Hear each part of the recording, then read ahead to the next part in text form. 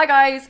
So today I'm doing this look for you, which is another bridal look. I'm on a bit of a roll with the bridal makeups in the last couple of weeks. So when I'm doing a bride's makeup and I ask them to send me pictures of makeup that they like the look of, that maybe they'd like to have themselves on the day, 9 times out of 10 I get sent this picture of Megan Fox. It is absolutely beautiful makeup, and it is kind of the perfect bridal, like glowy, but it's sultry and it's sexy and it's just beautiful.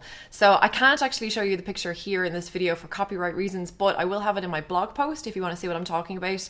So I'll leave the link to that down below. And of course, it's not strictly a wedding makeup look. This would be a beautiful, just special occasion or even a clubbing makeup look. It's just really, really flattering makeup. So if you want to see how to recreate it, then keep watching. Today for my foundation, I'm using MAC's Pro Longwear, and I'm mixing a little bit of the Illamasqua Skin Base in the color 02. And this is just to pale this foundation down a little bit or lighten it up a little bit, just so it matches my skin. I'm just gonna start stippling that in the center of my face with my Real Techniques buffing brush.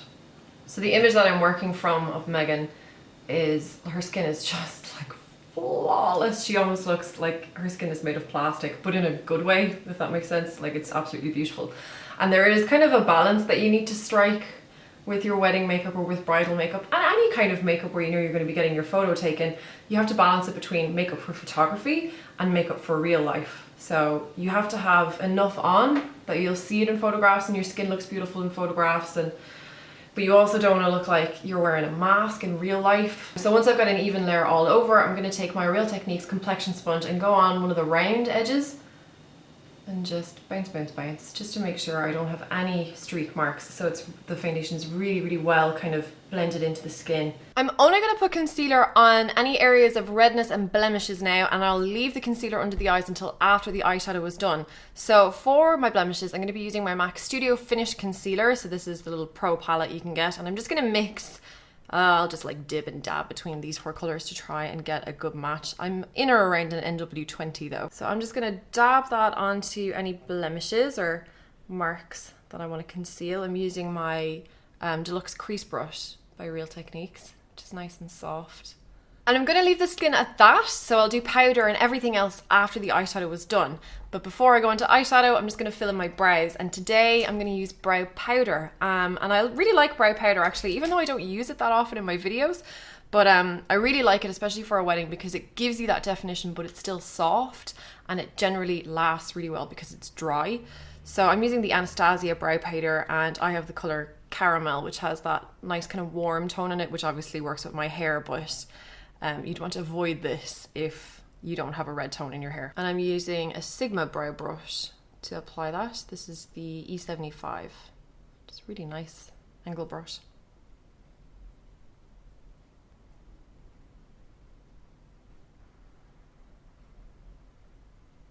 And then I'll just lock all of those hairs in place with a clear brow gel. This is MAC's Clear Brow Set.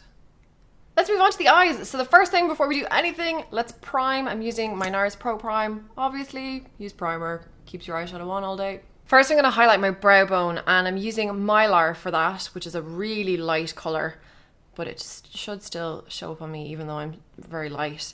And it has a little bit, it's kind of like a satin finish, so a little bit of a shine, but not super duper shiny, which is exactly what we want. The eye makeup is actually really shiny, like it looks like every single element on her face is shiny. So I don't want the brow bone to be too shiny. For the colour on the lid, I'm going to use MAC's Soft and Gentle Highlighter or Mineralized Skin Finish. I'm just going to pop that on the eyelid, on this inside portion. About the inner half of the eyelid. Alright, we need to go even shinier. So next I'm going to take some MAC Vanilla pigment. And that's going to go right on this inside corner here. And I'm just using a pencil brush for this inside portion just so I can be a bit more precise. And then just taking the crease brush I used for my concealer, I'm just going to really softly buff on the edge of that. Next I'm going to take Sable eyeshadow by MAC on a Sigma, this is their version of the 217, the E25 blending brush. It's my first time using it.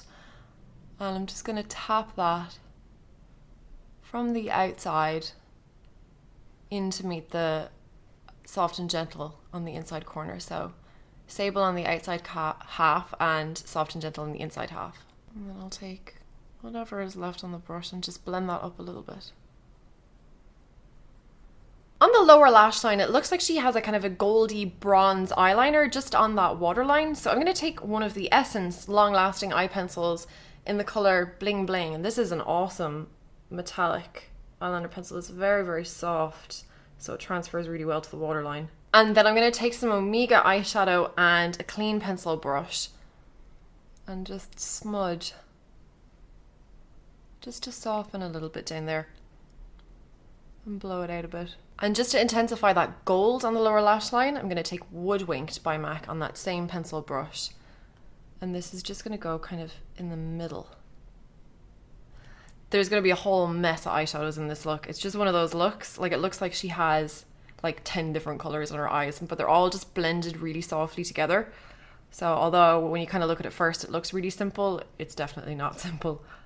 I'm going to add a little bit more shadow into the crease. Just that sable eyeshadow, although it is dark, it's quite reflective, so it doesn't really give that depth into the crease that I want. And I'm going to use Copper Plate for that, because Copper Plate, you can see, has that grey undertone, so it'll knock back a little bit of the red in the sable and neutralize it a bit. So I'll just tap the brush into the eyeshadow and then just dab it off in my hand, so I don't have very much eyeshadow actually on the brush. And just right into the crease. Across. Alright, so although this look is super shiny, it is still not shiny enough. So I'm going to add a little bit of a loose sparkly powder. And this is one of the old Benefit Lust Dusters, and it's in the colour Snow Bunny. And I'm sorry to use it because it is a discontinued product, but I really don't have anything else like this in my collection. I'm just going to pop that on the inside. And I'll just add a bit more light.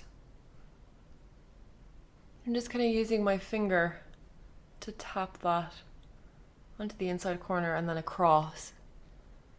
Just so I don't move any of the eyeshadow underneath, I'm just literally laying it on top. So I'm going to use my L'Oreal Gel Eyeliner, and I'm using a Royal & Langnickel Mini Smudge C435 brush, which will give a really soft kind of line, which is what we're looking for. I'm just going to take the product off on the back of my hand so the brush is practically dry now, and just use that same brush to slightly smudge.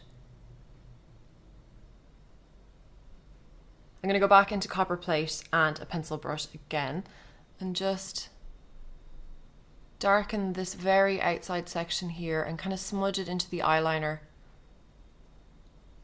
Alright, I'm going to move back onto the skin and then I'll do the mascara and the false lashes once the skin is finished. So Megan is super duper highlighted. So first I'm just going to conceal to get rid of the dark circles, and I'm using my MAC Pro Longwear Concealer.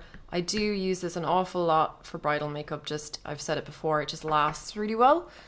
And this is in NW20. I'll just use the pointy end of my sponge just to bounce over the top of that to make sure it's well worked in. And then we need to set everything in place. I'm going to use my Laura Mercier translucent finishing powder, and I'm using translucent powder because I think I have quite enough coverage on my skin and I don't want to add any more. I'll just lightly dab. So Megan has a crazy amount of contouring on. It's quite obvious contouring. You can really see like where the stripe of bronzer ends. So I'm not going to go quite as obvious as that, just because it may look great in photographs, but that kind of stuff just does not look good in real life. So I'm going to use my Rouge Bunny Rouge at Golcombe Bay bronzer because it's not too dark. And I'm using my Royal & Langnickel Complexion C185 brush. So I'll just start off by kind of getting in the line, if that makes sense, and then just slightly blending upwards. Megan is wearing a very subtle blush. If anything, it could just be that they've brought the bronzer quite far forward on her cheek, but it could be like a slightly peachy colored blush. So I'm going to do a blush. I'm going to do the MAC Pro Longwear in Baby Don't Go. So you can see it's a very neutral color with a slightly peachy kind of tone. And it's not going on the apples of the cheeks. It's just kind of being buffed. I'm kind of starting where the contour is and then just buffing it forward. And I'm using my MAC 109 brush because it's nice and small. And now for the highlight. I've been looking forward to this since I started recording. So I'm going to go back into my vanilla pigment, which is the one that we used on the inside corner here, and I'm going to use this as my highlight. I'm going to use my MAC 224 brush, nice and small for precision. We'll start on the top of the cheekbones.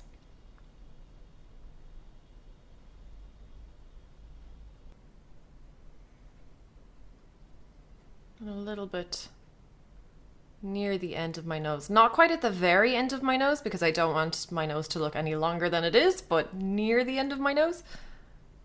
Alright, so all we need to do to finish the eyes is pop on some mascara, and I already have a little bit on here because I just realised I haven't been recording, but I'm just popping on some of my CoverGirl Clump Crusher, and then I'll be doing some lashes in a second. Alright, mascara's on. Onto the lashes, and today I'm going to be wearing these. These are Ardell Wispies, and they have just been cut in half. Although it does look like Megan is wearing a full set of lashes, I kind of just want to do half lashes. I feel like it'll make this a slightly more wearable look.